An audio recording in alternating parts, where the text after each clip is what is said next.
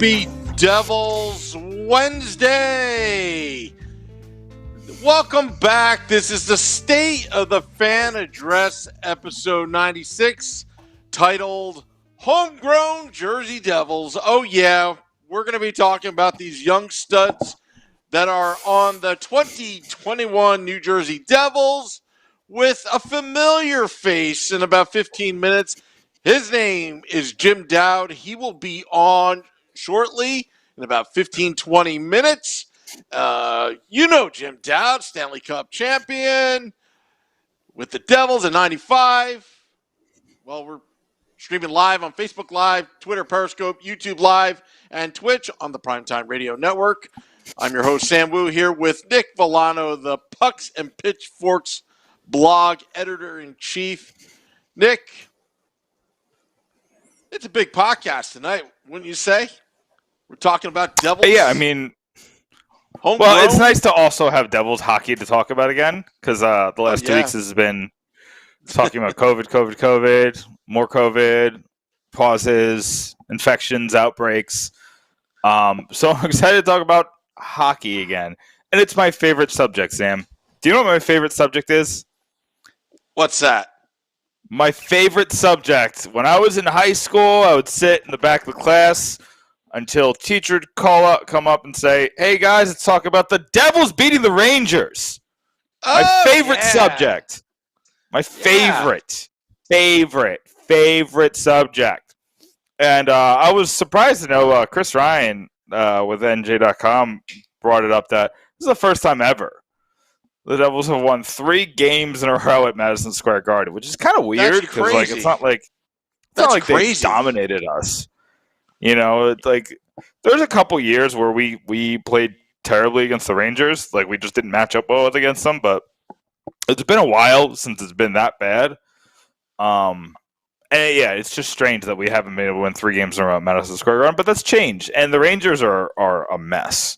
They're a mess, and now they lost Jacob Trouba for 4 to 6 weeks. The Rangers might be sellers pretty soon, and they might just be playing for the young guys. But as far as the Devils are concerned, you got some good games out of players you really needed good games out of. Igor Sharangovich looked really good, but he struggled right before the pause, so I really like seeing him playing much better. Mackenzie Blackwood looked great, and you needed that because you didn't know how the infection was going to impact him and his stamina. Will Butcher looked good, which is weird. You know, he was not perfect on the defensive side, but I'll tell you what, he wants that roster spot. I'll tell you that. I mean, if you show up on the score sheet, it's going to help your cause. You know, I thought Butcher was gone. I thought, like, why hasn't he played a game yet? But I'll tell you what. Yeah, that was weird. Connor Carrick, I thought he did okay. I didn't like the giveaway he had. He made a couple mistakes, but he hasn't played in so long. So, like, you can't really play. Like, these guys need time. Plus, Connor Carrick just had a kid. You know, him and his wife, you know, so that weighs on you. And, you know, and he was also in the protocol because he had to go out and be with his wife. So you have to be happy their performance in Madison Square Garden. I know the Rangers are struggling, but the big statistic yesterday that I thought was awesome was other than that fighting penalty that McLeod had, they didn't give up a power play. The Rangers didn't have a power play. I mean, that's one way to solve your penalty kill issues is just not get penalties. All those Zoom meetings that they probably had, they probably went through so much film. Lindy Ruff and Mark Recchi and Nazardine, they probably went through so much film over these Zoom calls that I bet you the Devils looked a lot smarter yesterday. Now, Scotty said, now, Sam, the Devils are going to play the Bruins on Thursday, which is tomorrow, which a team that is at a much, much higher level than the Rangers. But again, I did not expect the Devils to come out focused, sharp. I was expecting a little rust, but kudos to the coaching staff for keeping them ready. Also, their schedule is going to get very hectic, and Chris Ryan of NJ.com kind of alluded to the fact that they may not have full practices too often right now. How can you? I mean, how can you? You got to keep your players fresh, as much as possible. But luckily, and I said this on the Woo Report, episode 40, a few hours ago, that, this is a young team. You would think that they would have the stamina to go through that stretch. So, after a 9.5-month layoff and it's another team, it almost seems like the first part of the season was a preseason for the New Jersey Devils. Yeah. But the good thing is they got a decent amount of points in that time. They got 8 points. No, they got 10 points. They got 10 points in 9 games. So it's a good start. They got 2 more points yesterday. They're sitting with 3 and 4 games at hand to almost everybody in the division. So they have a chance to really gain some points. I want to see what they look like against the Capitals. I saw what they looked like against the Flyers, and I swear to God, the Flyers are the luckiest team in the league. Like, every bounce just went their way, those games. Mm-hmm. And it just seemed like the Devils could never really get out of the zone because they'd block a shot and it would go right to a Flyer. Wedgwood or Comrie would make a save and it would go right to a Flyer. And I was like, what the heck? Actually, I guess Comrie didn't play. It was Wedgwood both games. Sorry. Excuse me on that one. But I want to see how they play against Washington, who's kind of like in no man's land right now. I want to see how they play against Pittsburgh. I want to see how they play against the middle group. They're going to struggle against Boston. Boston got Pasternak back, and he's playing like a man-possessed. So they're going to struggle against Boston. But everybody struggles against Boston. Boston looks like they're going to run away with this division. They look good against Buffalo, even though they lost that first game. They took it to overtime. They lost in a shootout, which is like whatever. But then they won the second game. They look good against the Rangers both times they played them. And if Blackwood plays like this, Sam, if Blackwood keeps playing like this, I'm going to write a piece tomorrow. Oh, it's going to go up tomorrow. I already started writing it. What if the Devils are buyers at the trade deadline? Who are the types of players that they're going to go after? It's been a while since we had this conversation, and it didn't go well under Ray Shero every time they were buyers. But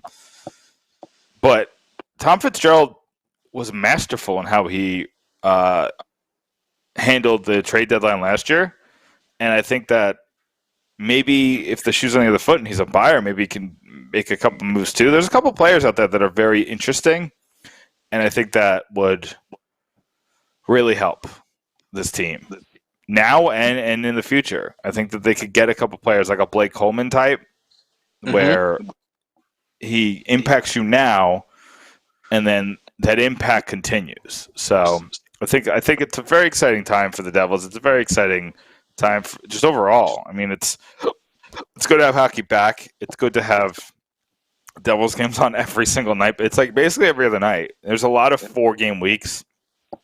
So I'm going to be busy. You're going to be busy, Sam. It's going to be a busy through May.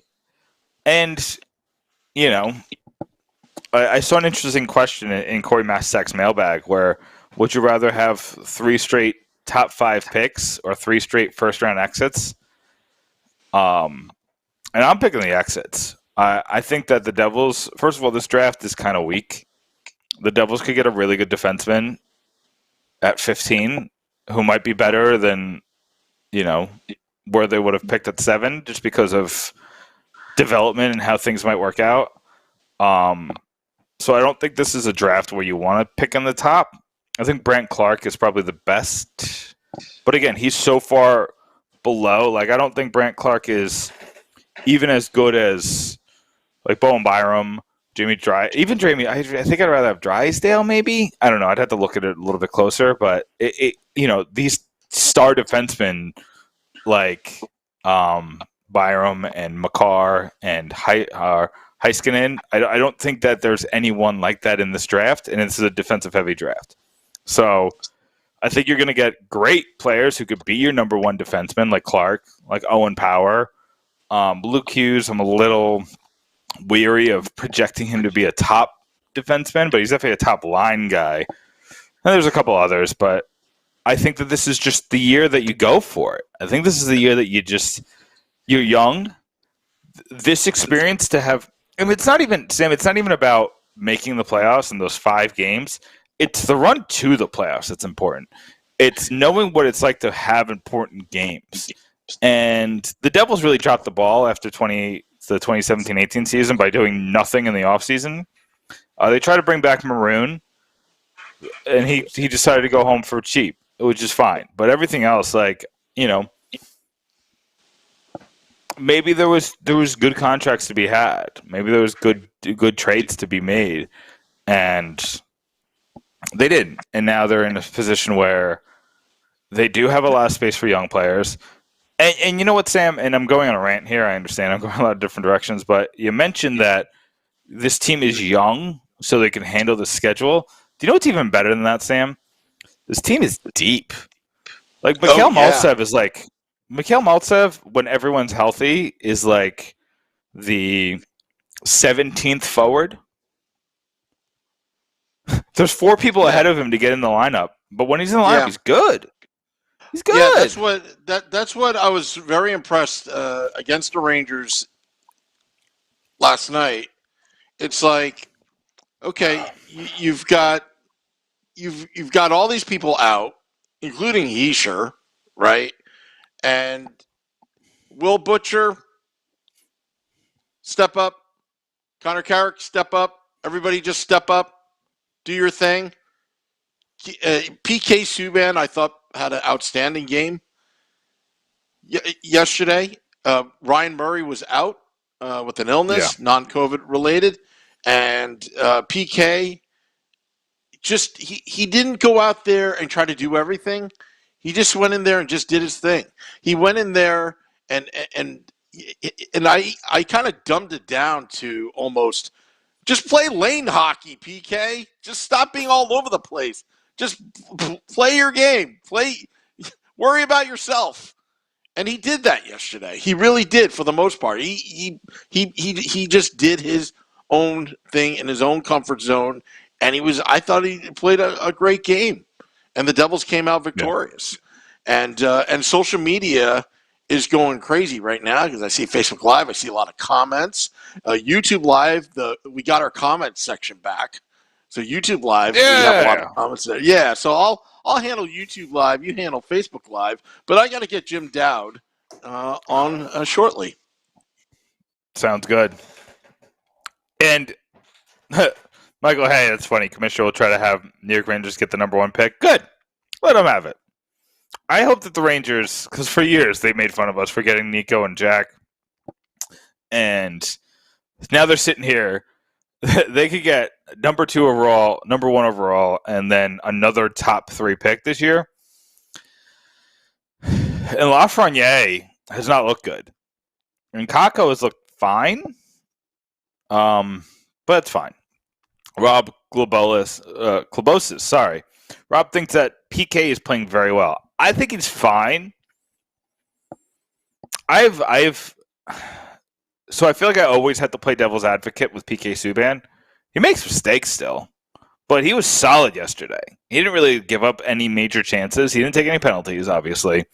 He was playing with Butcher, who hasn't played a game all season, and that line looked fine. I believe, it was the Tennyson Carrick line that was on for both the goals against. So PK Subban didn't see a goal against. And he had a very major play that the commentators did a really good job pointing out. He put his stick out at the perfect time when Mackenzie Blackwell was out of position and basically tipped a goal up into the net when it was going to be a goal. I think it would have made a 3-2. I'm not 100% sure. But these are the moments that PK has been playing well. Subban is playing well because he's stopped trying to be a Norris winner. He's stopped trying to be the guy who's going to score, 50 points in a season, the guy who's going to be the leader, a drive-pushing defenseman. He's playing a game that he could play now. I'm going to write an article by this weekend on what me and Sam talked about 2 weeks ago. I think you really do need to look at turning PK Subban into a Scott Stevens-like defender. He can hit, he can position well, he could drive your defense from a different mindset. If you change that mindset, I think you're going to get a really good defenseman again. Like, he's a good defenseman right now. He's good. I think he's a top 3 defenseman on just about any team. I don't think he's worth $9 million, but whatever. That's what he's getting paid. That was the price of admission. We got him for Steve Santini, who's not on an NHL roster. 2 second-round picks, which are probably going to be the parts that hurt, and then Jeremy Davies, he's struggled in Nashville, but so is literally everyone. And Craig Best says he can't wait for Nico and Vatman. I'm interested to see how they use Sammy Vatanen. I'm interested because he feels like the missing piece to this defense. This defense has played really well outside of Matt Tennyson. Everyone else has played really well, and I think adding Vatanen for Tennyson is going to be just an upgrade 10 miles into the stratosphere. What's up, Sam? Hey, I don't mind Tennyson. I know a lot of Devils fans in the Facebook group kind of rags on. I love cheering for the underdogs myself. So I'm rooting for him. I mean, but it's nice when the underdogs are good. Stop it. All righty. Well, we have a special guest from New Jersey, born and raised, won the Stanley Cup with the New Jersey Devils in '95, Devils alumnus. You know him as Jim Dowd. Jim, you're on with Sam and Nick. How are you tonight? Hey, guys. How you doing? Good. Thanks for having me. Oh, we're doing good. Jim, I have to start with this. I've seen Sam talk to you before. I'm Nick. You haven't had me on one of these podcasts yet, but I got to tell you a quick story because I grew up on the Jersey Shore just like you, and one of my first jobs was working at the Bricktown Applebee's. I always remember seeing your picture there, with all the dust-covered artifacts that were on there, and you were obviously just a star at Brick Township High School. I mean, what was it like? Well, first I want to know, did you know that, I'm looking up some of your stats here. Did you know that you were close to breaking the scoring record before you did? Or is it one of those things that, like, you found out afterwards? No, it's something that just happened, you know what I mean? It just was, I never really paid attention to that, you know what I mean? Just going out and just scoring 6 a night and just crushing the rest of the Jersey Shore in my alumnus Tom's River East probably on a nightly basis. Right? Oh, yeah. high school Yeah, hockey, that's good old days. just watching it, and I covered it a little bit when I was in high school. It was a ton of fun. But I want to fast forward just kind of to today and just talk a little bit about where the Devils have been today and kind of get your mindset, because a lot of how the Devils play right now doesn't make a ton of sense to me, because they're playing like a veteran-laden roster. They come back in games. They don't let these things that you would think would stress out young players. They let it roll off their back. They'll lose a lead and they'll get it right back. They'll go down and they'll come back and enforce overtime. So I'm just curious of your thought process on how does that work with the veterans against the young kids and going to game situations that maybe they're not used to, and how that might affect them on the ice. You know what? I think it starts with the coaching staff. You know, Lindsey Ruff comes in there. The guy's been a coach forever in the NHL, and he's a good calming influence. And you got Mark Recchi there. So, it actually starts with the coaching staff. It depends on how they react to certain situations. They're calm and cool. Then usually the players are calm and cool. And, and they got a good mixture right now, the Devils, of some veterans, and then some really good young guys. And it's good to see, them not giving up and coming back and, keep staying calm throughout the game. And I'm curious from your and I know it was different back in the day. The scouting wasn't as much, so we did see a lot of players from the 70s, 80s, 90s, and even some early 2000s go from 5th, 6th, 7th, 8th, 9th round pick and make it to the NHL and have solid careers. But you don't see it as much just because there's so much emphasis on scouting. But then you see this Devils team with a 5th round Igor Sharangovich, 20 years old, a 6th round Jesper Bratt who makes it at 19 years old. What is the kind of mindset when a player gets drafted? Because you're drafted in the 8th round and then you had just a wonderful NHL career. So what's the mindset that a player has to have when they get drafted that low? And what makes them? Does that make you work harder? Does that make you, does that change anything at all? Or, did you see that as a point of motivation? Do you think that could be working for the kids today? No, it's just one of those things. It depends on. I truly believe if people play, the only reason why they should be playing hockey is because they love it. You know what I mean? And the rest will take care of itself. I never thought I was going to get drafted in a million years. I never thought I was going to play college hockey. I wasn't even planning on playing college hockey or anything. I was just a kid from Breck, New Jersey, playing hockey and baseball and trying to stay out of trouble, to tell you the truth. And then, funny story, back when I was drafted, I had committed to Lake Superior my senior year of high school in 1987, and then my college coach told me I was probably going to get drafted. I was like, no way, And I didn't tell anybody this, but in my own mind, there was 12 rounds back then. I said the only team I didn't want to get drafted by was the Devils because I thought it was going to be a charity pick. You know what I mean? Yeah. Because no one from New Jersey had ever made it before. And when I got the call from Marshall Johnston that evening around 5 o'clock, and told me I was drafted in the 8th round, right off the bat, I'm like, oh, great, man. It's not like I was drafted in the 12th round. It's the 8th round. So, it wasn't a charity pick. Yeah. But, I just always played hockey because I loved it. And if you can't let that stuff bother you.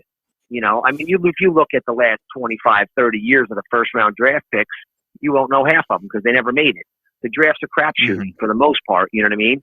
You have your guys that can't miss, but you never know. But that's what those organizations do. I mean, call scouts good, lucky, whatever you have it. But it's when you get those 4th, 5th, 6th, 7th round draft picks playing in your lineup on a regular basis, that's what changes your organization. And when I was with the Devils, we had tons of those pan out. And not only panned out, but they were enough where you could trade, and get some guys. That's what it's all about. The draft is getting prospects that can eventually make it, and you could use them as trade bait. If you're looking for a specific need, somewhere along the line. But just play and it all works out. Yeah, and it's all about asset management. And Lou, for years was maybe the best ever at controlling those assets and turning, small assets into big assets and really getting the most out of all the pieces of his team. And, that we're blessed to be Devils fans because we got to see all that come to fruition. And I going back to your career, I'm curious of you had a you just slowly climbed the ladder in a way that I don't think you see a lot in sports. I think everything is just immediate rises, or it's just a lot of happen almost immediately. But you worked your way through college, and then you worked your way through American League hockey, and then you were eventually, I believe, were you the leading scorer on the River Rats, or were you the leading scorer in the AHL one year? I don't know if you're sure. I'm just looking at these stats. And my first year, I got one game up. I was the leading scorer down in Utica. My second year, I got one game up, leading scorer. Then Lemaire came in and Larry Robinson, and they loved me, but they were still loaded, at center. Yeah. And then I made it right to the end of training camp. I got sent down, but then went down and ripped it up for the first month and a half. Got up, scored on my first game up my third year, and that's what got the me rest going. Is history. Like I said, you stick with it. I just love being on. No matter where I was, I just love being on a team and helping the team win and having fun. I never really worried about anything else. The Devils tried to get me to sign after my junior year of college, and I decided to go back to my senior year because I loved it. We had already won one national championship. I wanted to win another one. Plus, I wanted to graduate. I ended up going back. We had a great year. I graduated. I ended up signing for more money anyway. And I still started in the minors. That's how loaded they were. So, like I said, if you go about it the right way and don't compare yourself to anybody and just, have a vision in there and just stay focused. That's what it's all about. It's amazing how you can turn your life around in 3 to 6 months if you just stay focused. Yeah, and that's always it's really good to see this team have the kind, like you said, it goes back to coaching, and I think Lindy Ruff has these players focused on the right things and has these players. He's seen it all. He was a head coach with Buffalo for more than a dozen seasons, and then he was a head coach with a really good Dallas team. So he's seen it all. He knows how to. It seems like he knows how to really relay the message to these kids. And I'm curious. The Devils went through coaches pretty often, so I'm curious what that, how that message changed when it went from one coach to the other. No, it's just a breath of fresh air. And like you said, I think he coached almost 15 years in Buffalo, and then went to Dallas. And if you watch him throughout the years, he's calm behind the bench. He's not, he never looks like he's out of control. And he's good with young players. He's sort of a player coach, and he just keeps them focused. And he had some great years in Buffalo with not much talent there, and what he's doing with the Devils right now is good. It's a good stepping stone, as wacky of a year as it is. But he's good for those young players, and they're going to get a chance. Bottom line, no one's expecting the Devils to do anything, and now these kids are getting their chances, and you got to take advantage of it. That's the one thing. You got to be ready when you get your chance, because as close as you are to the NHL, you think you're so far away, but you're close. And if you're ready when your time's up, you get that chance, it's a great feeling. You know what I mean? So you were on that Devils team that won it all in 1995, and you were underdogs for part of it. You needed some big comebacks. I mean, there was a lot of I guess I want to say cojones in that run to the Stanley Cup Finals and eventually winning the Stanley Cup, especially after what happened in '94, which you also saw firsthand. What did it take? What does it? I guess this is a stupid question, but I'm going to ask it anyway because, I guess that's what we do. What does it take to win a Stanley Cup? What does it take to get to the top and get through 4 playoff rounds and make comebacks and hear everybody say Detroit's going to win easy and then go and sweep them? What is the mindset? What do you need to see on the ice? What does it take to win a Stanley Cup? Well, you know what? Most teams go through some adversity, and they get close, and then they ended up winning it. That same thing happened with us in '94. I mean, we had a great playoff run. We go to the conference finals, double overtime against the Rangers, lose, and then we came back the next year. We didn't have a great regular season, but we were solid. And then we learned from the year before, you don't get too many chances like that. And we had a great mixture of, veterans and middle-aged guys and some young guys. And the coaching staff obviously was unbelievable. and we were a team. People forget. I mean, I think we were first in goals for, or second in goals against in 94, 95, 95, 93, 94, 94, 95. And we were just a complete team. That's all.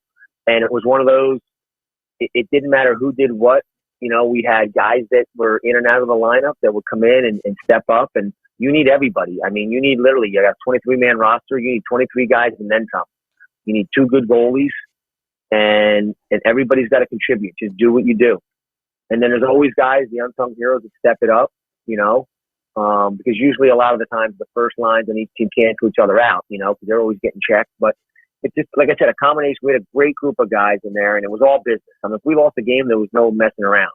Like those guys, Scotty Stevens, Bruce Driver, Kenny Danico, those guys, there was no smiles till we won again, So it was pretty much all business. We're here for one reason. We're here to win, guys, and that's it. Yeah, I think it's simple, but it makes perfect sense. And I think that a lot of these teams that you see struggle year in, year out, it's the mindset. It's the mindset that they get into where they don't. It's almost like instead of wanting to play again when you lose, it's almost like being afraid of that moment, and I think you see that a lot with teams nowadays. Do you agree? I mean, there's a lot of teams with pretty big losing streaks in the playoffs. Yeah, and you gotta have stability. You know what I mean? You gotta have stability and a good farm system and good drafting as well. And all that goes into it. But stability is the biggest thing. Consistency. You don't want to lose any more than 3 games in a row in a single season. You know what I mean? And if you're gonna lose 3, 4, 5 games, they'll only do it one time. Because everybody goes through some sort of a funk. I mean, my rookie year there, 93, 94, we only lost 3 games in a row one time all year. I mean, that's unheard of. And we still didn't win the cup. We went to the conference finals with the Rangers. But it's, you got stability. You got to have the right mixture of guys and the right atmosphere in the locker room. And it's not everybody's got to be best friends on the team, but when you're at that rink and practicing and game time, everyone's there for one reason. You're a team and you get the job done. So let me. And you say that. I mean, look at Tampa last year. Mm-hmm. No, I said look at Tampa last year. They had guys. Everyone contributed. Everybody contributed. And it's funny too because who they play? Dallas. Who they play in the final? Dallas. Yeah, Dallas. Dallas was so close, but now look at that you're so close, but you're really far away when you don't win the cup. Mm-hmm. Yeah, you do see that where the team that loses in the cup finals struggles. The Red Wings are the Red Wings are supposed to sweep us. We end up sweeping them, and then they go on and win 4 Stanley Cups after that. Yeah, something like that. They won the right picture of everybody, and they just and they took their lumps, and Steve Eisman was there for how many years? 14 or something like that before he wins the cup, maybe even more than that. Might have been his 16th year. And then he ends up winning 4 cups. Yeah. Yeah. No, and you're right. And it's all about consistency. Consistent. You got to be consistent. Your minor leagues have to be consistent. You got to keep filling that pipeline with draft picks and good trades. Yeah, and Tampa's done that, and players. Yep. I mean, look at Tampa Bay. How many of those are draft picks? Man, tons of those guys are draft picks. Mm-hmm. Tons of those guys are Tampa Bay draft picks. Yeah, no, they've built through the draft. They've done a little bit through free agency and trades, but I mean, Stamkos is a draft pick, Hedman's a draft pick, Point's a draft pick. All their stars are Kucherov is a draft pick. Johnson's a draft pick. Yeah. Mm-hmm. Yeah. They did some good drafting. Like I said, call it lucky, good, whatever you want, but they, did some good drafting. So I'm looking back and just in your career, and you went to a lot of teams, but you came back to the Devils, and that's intrigued me. I think I'm going to write an article within the next week, kind of looking at everybody who came back. I believe there was 15 players who came back and had a second stint with the Devils. And yours came, later in your career. I believe it was 2006 is when you came back. And he had a pretty good season. He had a multi-point, Yeah, multi-goal 39 game. years old. Yeah, so Yep. you contributed to was that the year team. that, that was the year that I was 06, 07. I was 39. Lou brought me back for a year. That was the year Marty broke Bernie Perron's single season, wins record. And we ended up going to we went to the second. We beat Tampa in the first round. We lost to Ottawa in the second round, and they went on to the finals, losing to Anaheim. But that was a great year. I loved that year. We had obviously a really solid team, a good solid team. And anytime you have Marty Brodeur in a team, you got a chance to win. Absolutely. I'm just curious, what was that like? What was that conversation with Lou like? That because he was always able to get players to come back later in their career and kind of have a swan song. Like even Brendan Shanahan, who had a pretty famous falling out with the Devils, had a swan song with New Jersey. So I was just curious, what in your opinion, what draws you back to New Jersey? I know it's maybe a little different for you because you're from New Jersey, but what's the draw to return to the Devils? You know what? I was with Colorado the year before. I was with actually Chicago, and then I got traded at the deadline to Colorado. And I knew that the Devils tried to trade for me that year at the deadline, and it just didn't work out. So right after the season in Colorado, we lost in the second round. We beat Dallas in the first and lost to Anaheim in the second round. And that year Anaheim won it. And then I just said, I didn't use an agent. I called Lou up, right before July 1st, myself and said, hey, Lou, I know you tried to trade for me. And I was always trying to get back there. And I said, hey, I'd love to come play for you, and then they were over the cap, so he couldn't do anything. But he said, Jimmy, if you don't talk to anybody else, I'll make this work. I said, no problem. I'm not talking to anybody else, and I had shoulder surgery, so I wasn't going to start the season on time anyway. So, he kept his word. I kept my word, and I was ready about 3-4 weeks into the season, and he found the money for me, and it was great. That's one thing about Lou. If he gives you his word, it's his word. So yeah, and I heard that about Lou. That was great. There's talk about his stingy negotiation with McLean and his stingy trade talks, and if you didn't fall in line, he would move you. But more times than I hear that, I hear players like you who say, he promised me this, and this is what he delivered. He said he was going to do this, and he did it. And I'm curious of what. I mean, it just seems like there's a lot more nastiness in some other teams, and a lot more behind the scenes wrangling and leaking and these nasty negotiations, and you just don't see that with Lou. And is Lou? I mean, you worked for a lot of teams, which means you worked for a lot of GMs. Is Lou just different, or is he just handling it better than everyone else? A combination. He's different, and he handles things in different ways. And the bottom line is, he's no bullshit guy. I mean, you're going to come there, you're going to do what you're supposed to do, and if not, he's just going to get you out of there. I mean, people forget we had Esatikainen for 17 days.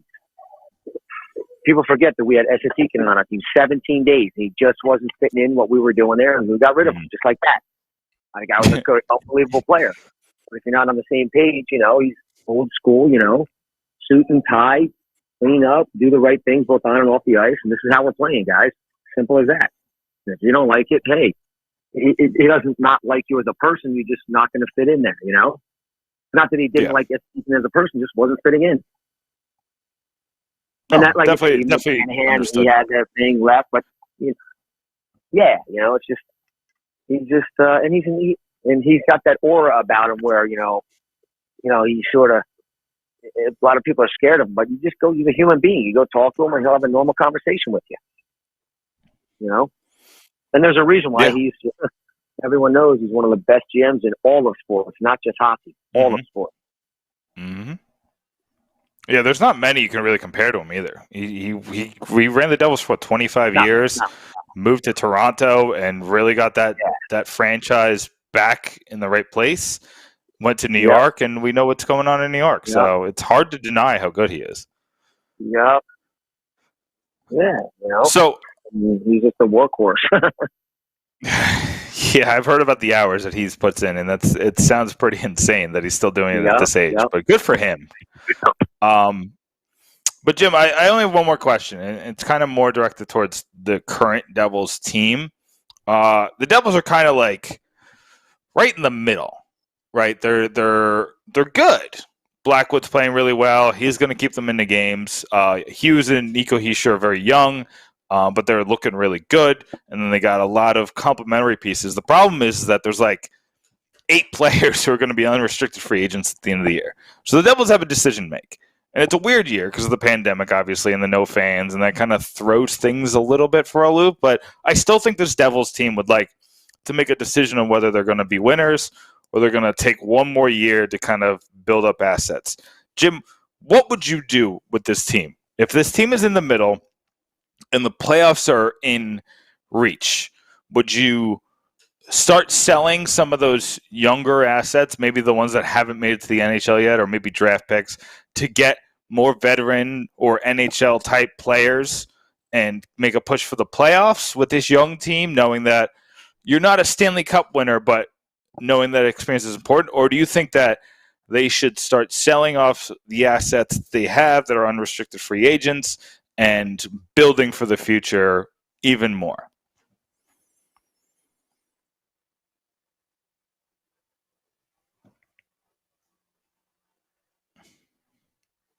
Sam, did we lose Jim? I don't think so.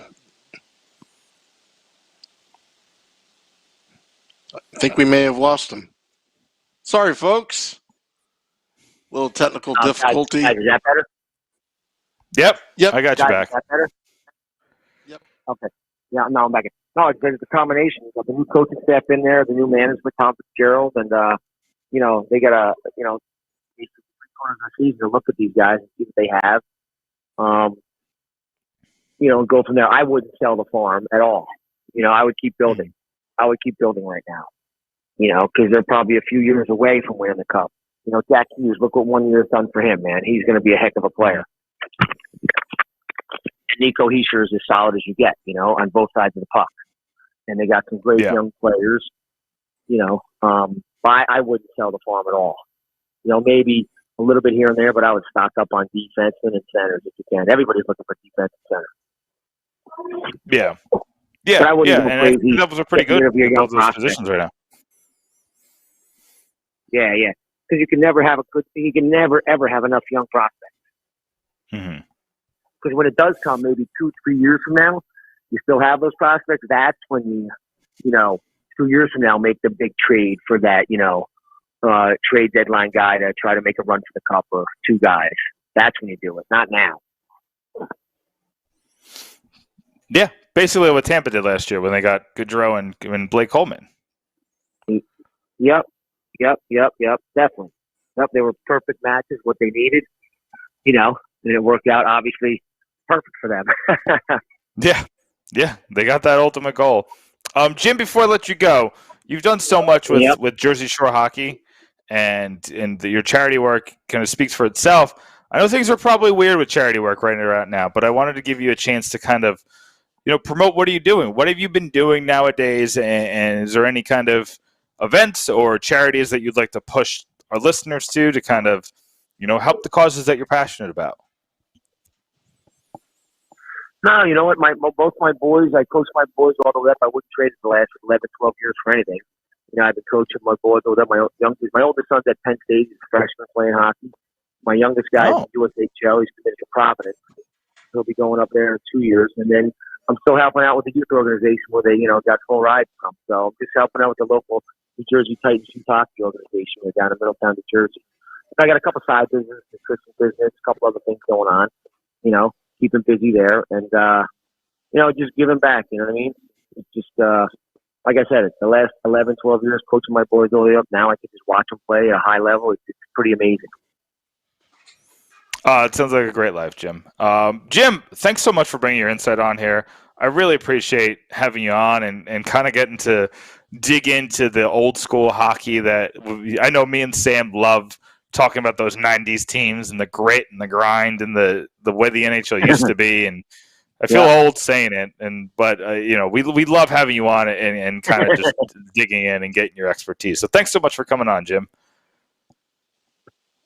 Yeah, anytime, guys. Just let me know. Thanks for having me.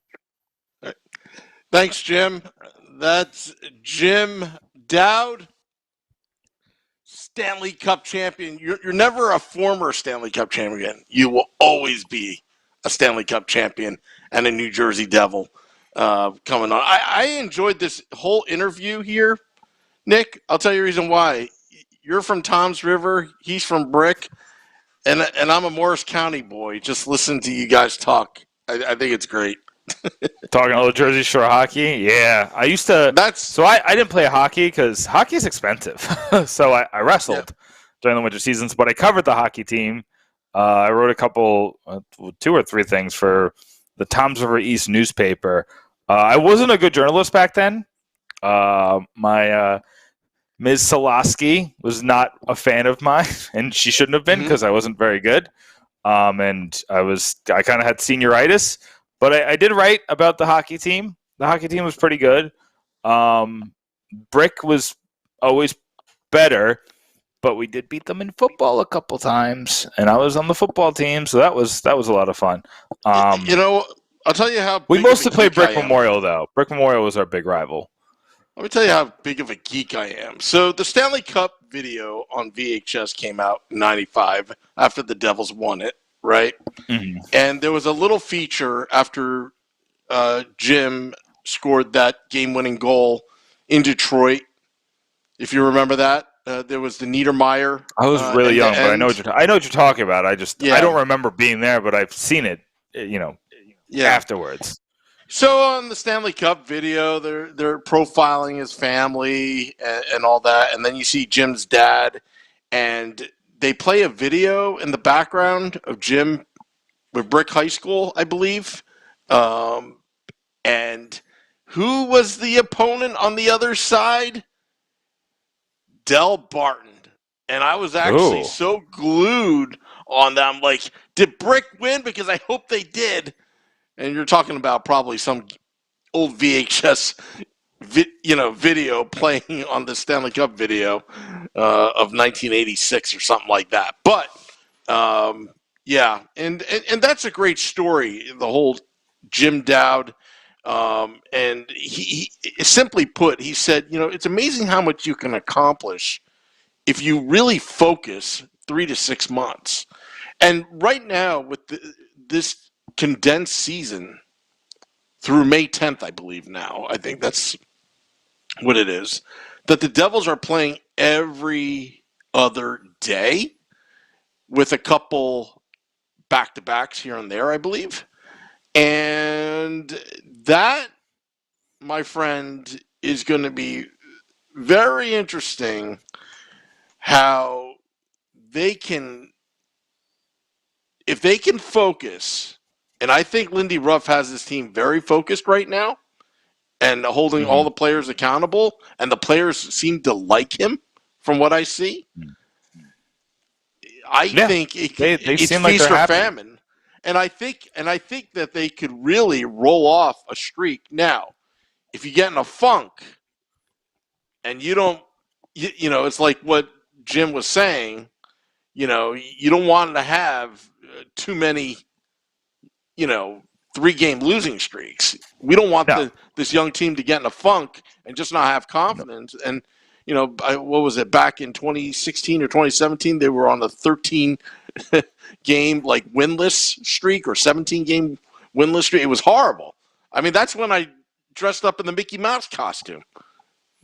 I don't know if you ever saw that. But, I've seen it.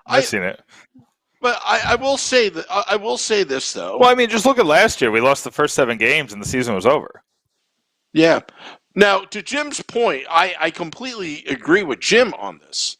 And there was a great question you asked about do you sell you're buying and selling.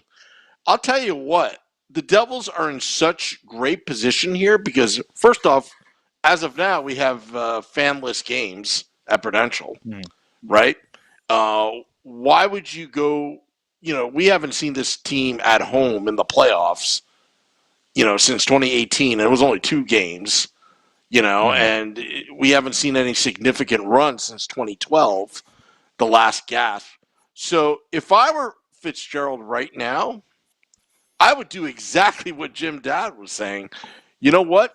Keep stocking up because you're going to need those prospects in the future when you really do go for a run. And I'll tell you what, I don't think you would be selling.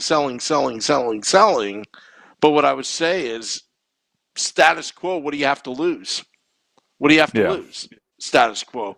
Because you still need to have some level of winning in the locker room, culture-wise. And, through John Hines, I mean, other than one season, it was just like, meow. Nazardine, what Nazardine did was incredible because he was put in a bad situation. He was the put in a bad situation.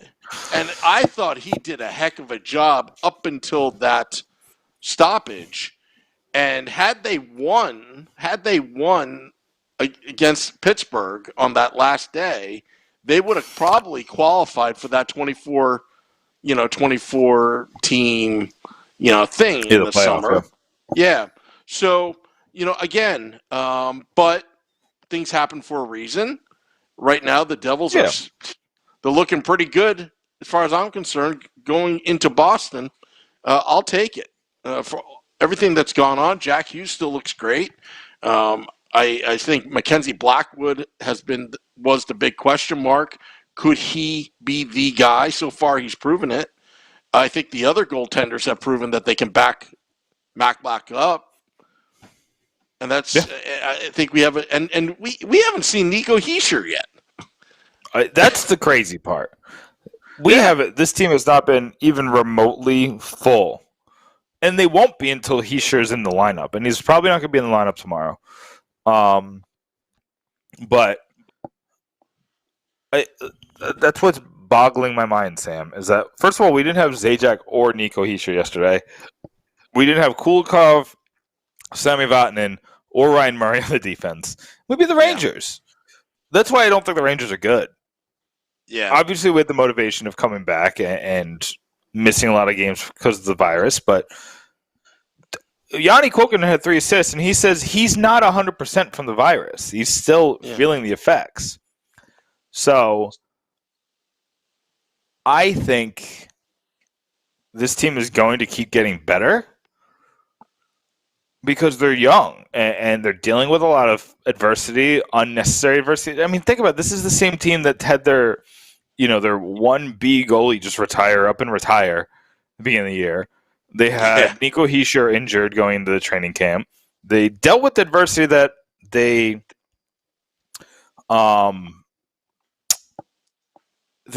young teams usually don't react well to, but Lindy Ruff has done a masterful job. I'm wrong.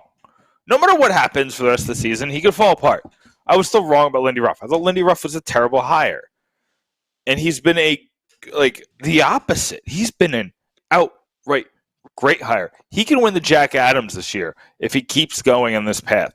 The Devils only have to make the playoffs, but if he turns this Devils team that's so young, with so many unrestricted free agents, with so much uncertainty, with so many things that he's had to face as a 60-year-old coach coming into the season. And by the way, I think it's his birthday today, so happy birthday to Lindy Ruff. But if he could do all that, he's outright, and I think a lot of us, when we looked at the situation at hand, we're like, we might get Gerard Gallant, we might get Pierre Laviolette.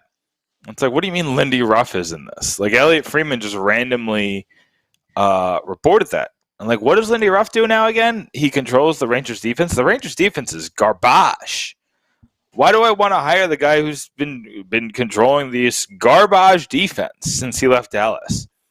Well, Sam, I don't know if you watched the game yesterday, but clearly Lindy Ruff was not the problem with that defense.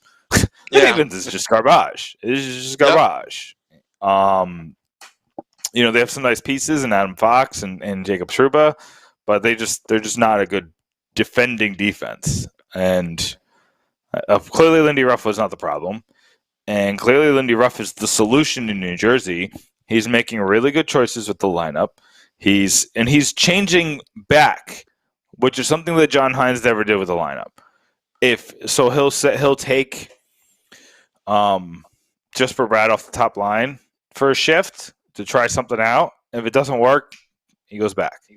He'll start the game, with Igor Sharangovich at center. If it doesn't work, back to winger. He'll try Pavel Zacha at center. I don't like this. Back at winger. He'll, move Nathan Bastian up. I don't like how it looks. Move him right. Like, he understands that there are places with chemistry are already built, but he also wants to give players an opportunity to get more, opportunity, to force their way into a better spot in the lineup. And if it doesn't work out, it's not a punishment. It's just you worked out better here. So let's put you here. Let's keep you to where you were.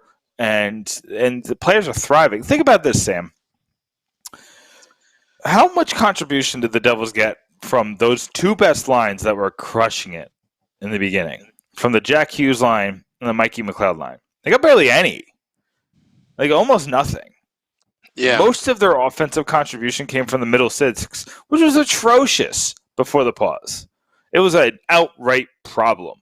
So now, if you can get that going, the Pavel Zacha line, it's basically what's going to be the Nico Hischier and Travis Zajac line, but right now is the Pavel Zacha and Igor Sharangovich lines. If you can get those going, then you got four lines, Sam. Your centers are 4 first-round picks at center. And then you got another first-round pick center in Zacha who could fill in. And I understand that he's not really worth where they drafted him, but he still has the talent of a first-round pick.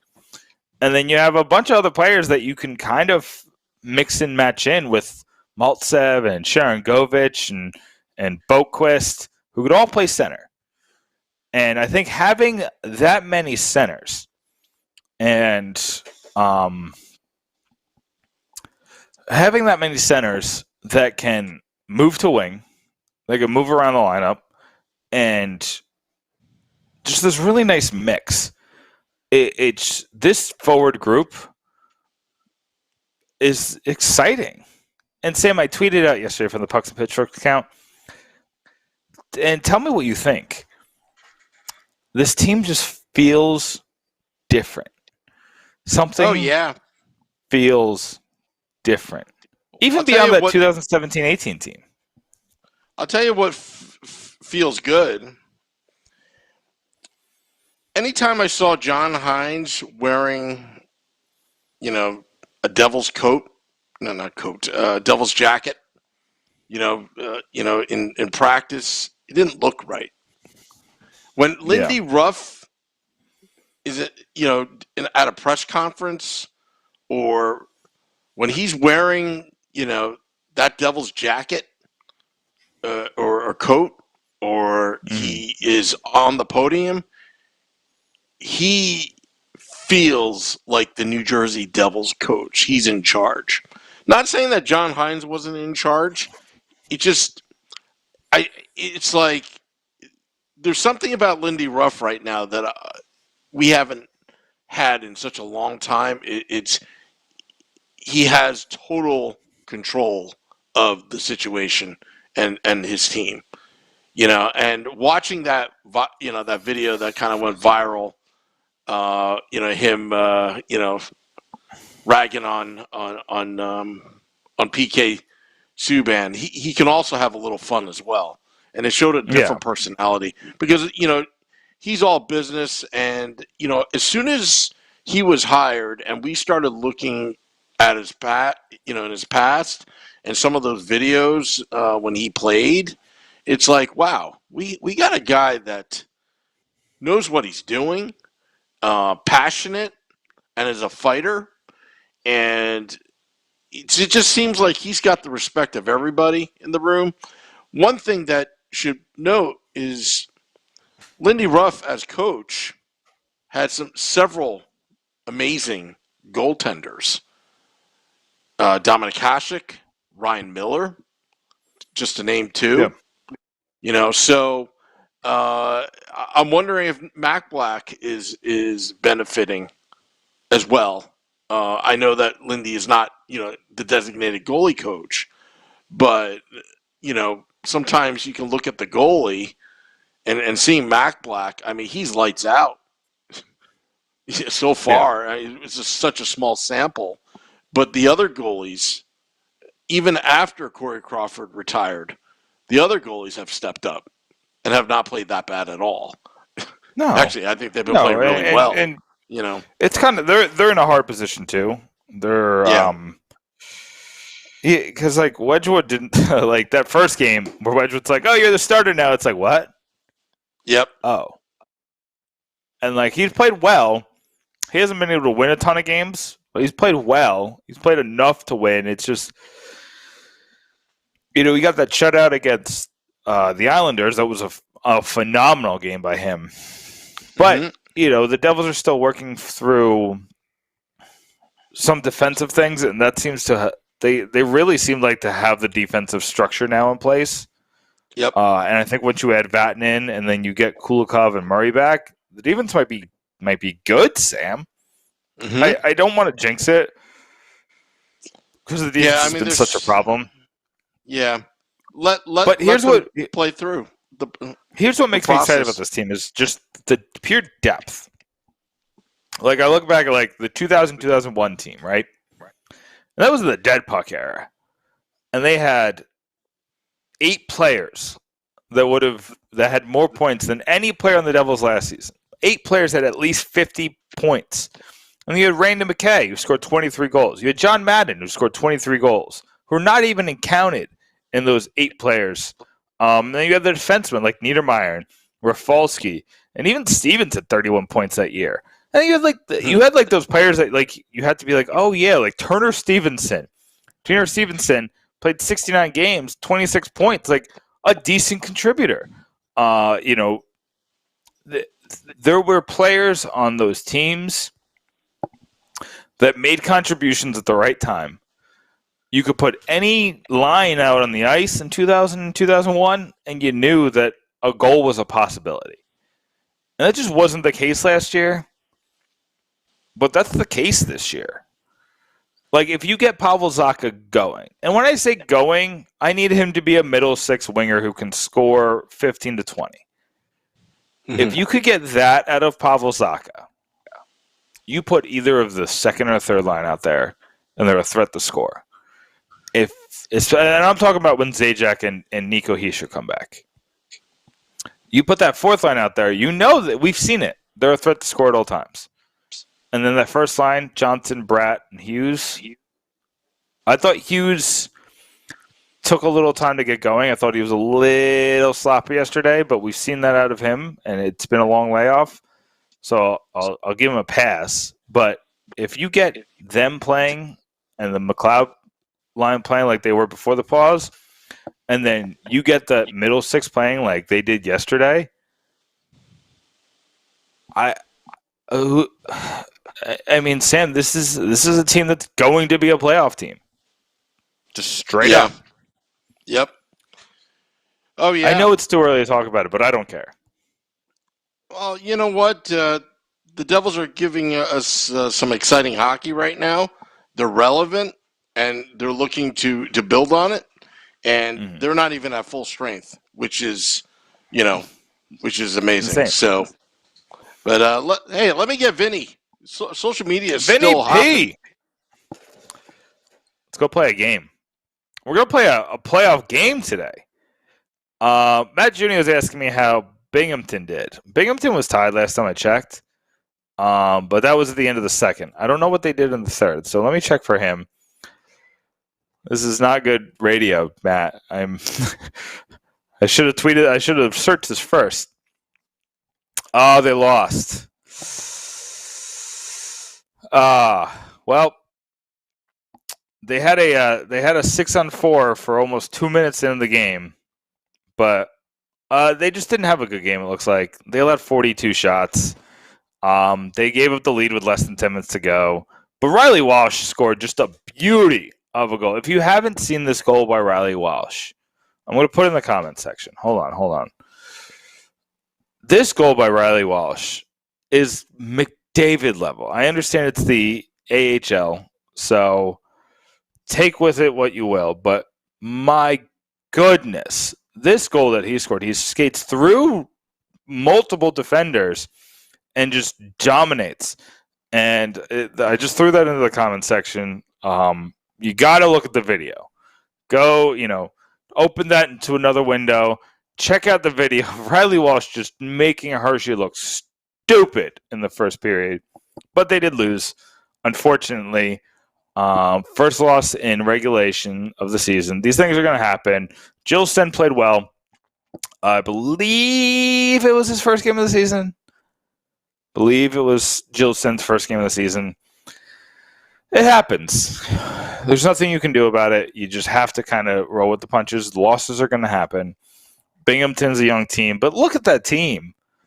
And Boquist is weirdly suspended for 2 games, so they have to wait 2 games to get him in. Getting him in will really help that offense, and I'm excited to see him get reps and get more time on the ice because I think he needs that just offensively. I think he needs to be a top offensive player for a couple weeks, get that scoring touch back. He's playing well in every aspect of the game. He's just not scoring. And that was kind of the knock on McLeod. Like, McLeod looked decent on defense last year, and he looked good on the penalty kill, and he did a lot of the other things right, but, without scoring, it's hard to justify your place on this roster.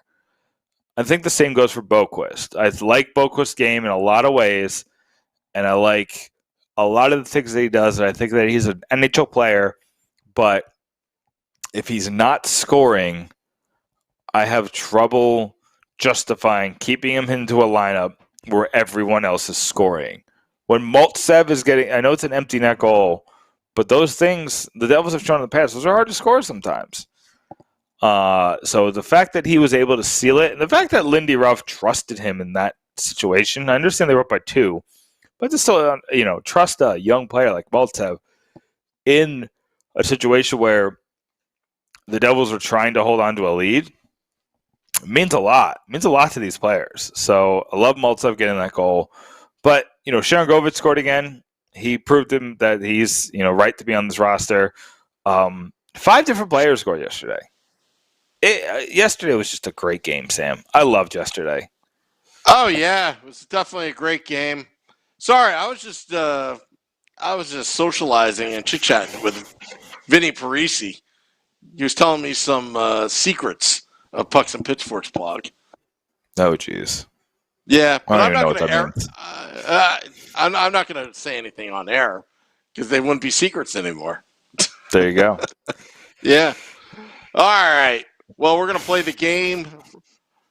He's the infamous Vinny Parisi of Pucks and Pitchforks blog. He's more than just a contributor. He tends to tell me secrets behind the scenes of Pucks and Pitchforks blog, and he thinks he's going to win. Little trash talking, huh? Oh, now I'm infamous. Okay, I see how it is. But yeah, I guess that's a fitting nickname now, with the way things have gone on this podcast with the game the last couple of weeks and me just pretty much winning every week.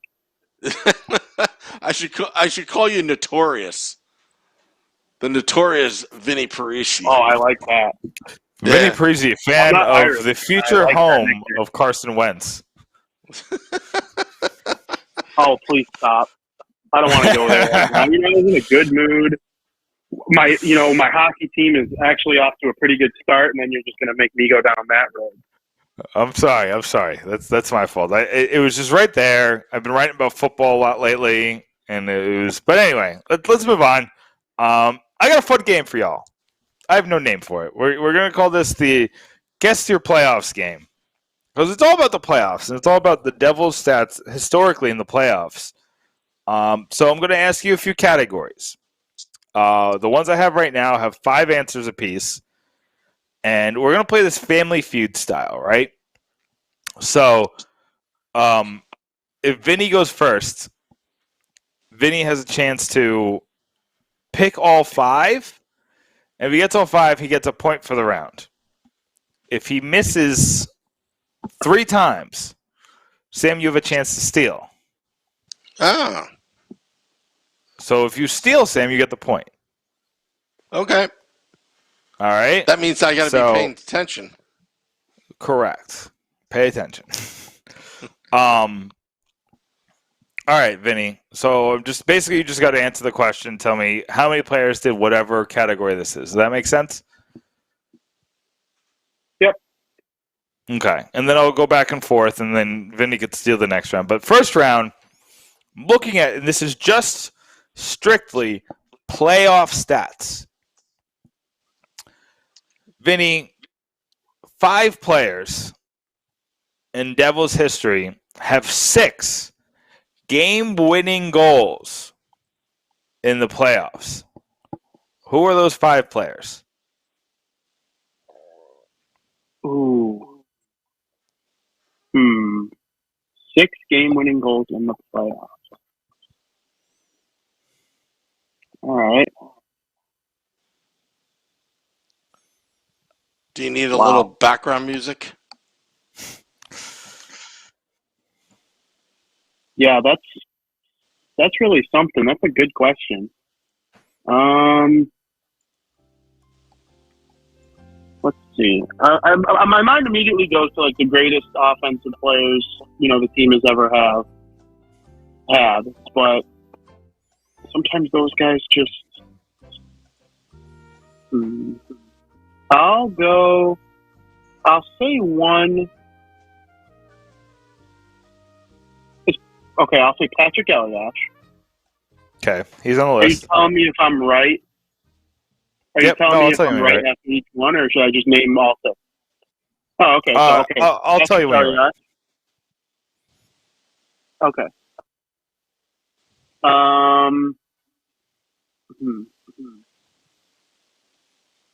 We'll go with Bobby Holik. Oof, he had 5. So you got 1 strike. Oh, man. Peter Sikora. Peter Sikora had 6. Sweet. How about Randy McKay? He only had 4. So it's 2 strikes. Ooh. And I know if you don't get this one name, Sam's going to get this point. So I know this is the name he's going to say. Zach Parisi? Is it Zach Parisi? No, it's not Zach Parisi. It's 3 strikes. No Zach Parisi. Sam, you have 1 chance to get one of these 3 names. Claude Lemieux? That's the name that I knew he was going to say. Claude Lemieux is on the list. He has 6 goals, 6 game-winning goals in the playoffs. What a run that 95 year was. The other names, Scott Stevens. He scored 17 playoff goals. 6 of them were game winners for the Devils. Wow. And then Jamie Langenbrunner, the captain, El Capitan. He had 6. So, Sam, you now have 1 point. You're beating Mr. Parisi. So now we're going to move to overtime goals. Oh, okay. Only 5 players in history have 2. In Devils history, have 2 in regular the playoffs. Season or playoffs? Just the playoffs. Can you name those 5 players?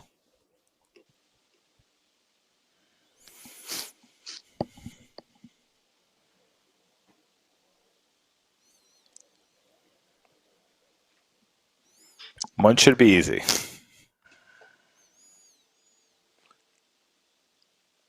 Playoff goals, overtime goals, you said? Correct.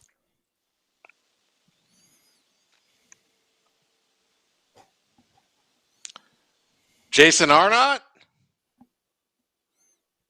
Nope, he just had the 1. Oh, so now Meh. I'm on. All right. Hold on a sec. Let me think about this. I got to put the phone down because I see the Facebook Live going on. Hold on. Let me think. I got to go back in time. Adam Henrique? That's one. All right. So now I got 4 more, right? Yep. Grant Marshall?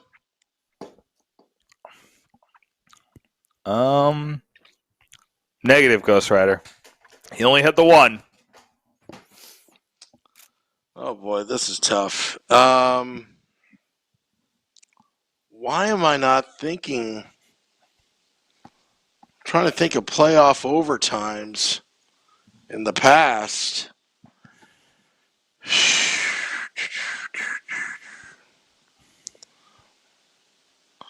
Claude Lemieux? Go back to the well? No, none of his goals were in overtime. Unfortunately, Sam.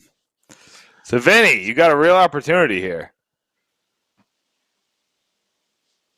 Yeah, why am I not I was thinking? trying to think while he was answering if any of the guys I said, any of those could have been in overtime. I definitely think Travis Zajac has 2 in overtime in the playoffs. There was the one against Florida. I'm going to go with Travis Zajac. That is correct. Travis Zajac has 2. Wow. I would have never thought. So, Travis Zajac is the correct answer. Vinny, you get the point. The other 3, Stéphane Richer, Randy McKay, and Jamie Langenbrunner. Wow. Would have never thought. All right, so I'm going to make this the last question. This is for all the marbles. So we're starting with Vinny. 6 players in playoff history have had more than 20 power play points in the playoffs. One of them was Patrick Elias, who had 52, which is ridiculous. The other ones had under 30. Can you name the 5 other players who had the most playoff power play points in Devils history? 5 players. You said Elias, so he don't count. I'm going to say 1 is Ilya Kovalchuk. Negative, Ghost Rider. Next. It's 1 strike. Okay. Scott Niedermayer? Niedermayer had 23 points. Okay. Let's take a stab at Scott Stevens. Stevens only had 17. Wow. So you got 2 strikes. Okay.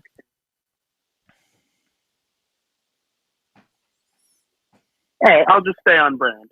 Let's try Zach Parise. He definitely had 20 power play points in the playoffs. Unfortunately, Zach Parise only had 13 power play points for the Devils in the playoffs. Didn't make this postseason or had enough games. So that's 3 strikes. Sam, you're on the cusp of winning one against Vinny Parise. Yeah, but this is tough. Can you do it when it's clutch right now? I don't know why I wanted. I'm not going to say.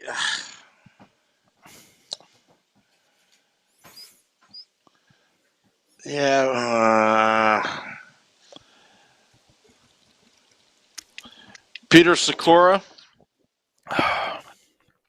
Probably should have went with the answer you didn't want to say. Because Peter Sikora only had 17 points. I was going to say the other one, Scott Gomez. Scott Gomez is on the list, but you're already lost, Sam. Oh, you had it in your hands. And you overthought it. I blew it. The other 3, John McClain, Brian Rafalski, and Bruce Driver. I was thinking Brian Rafalski as well. I actually Rafalski, was. huge power I'm play annoyed for not contributor. saying Rafalski myself. Yeah, that bothers Vinny, me. you're When you still the said it, I was winner. like, of course it was.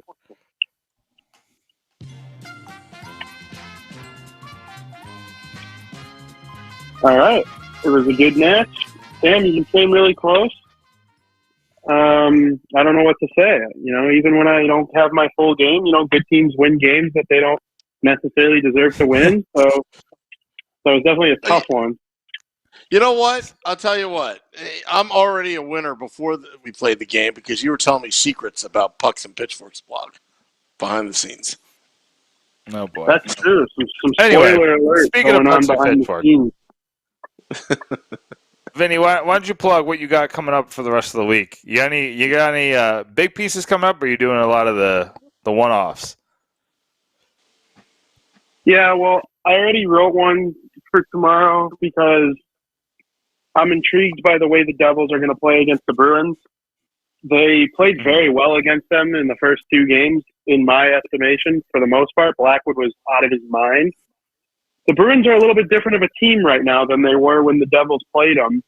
They got Pasternak back. They're 10-2-2. They're just a ridiculous team.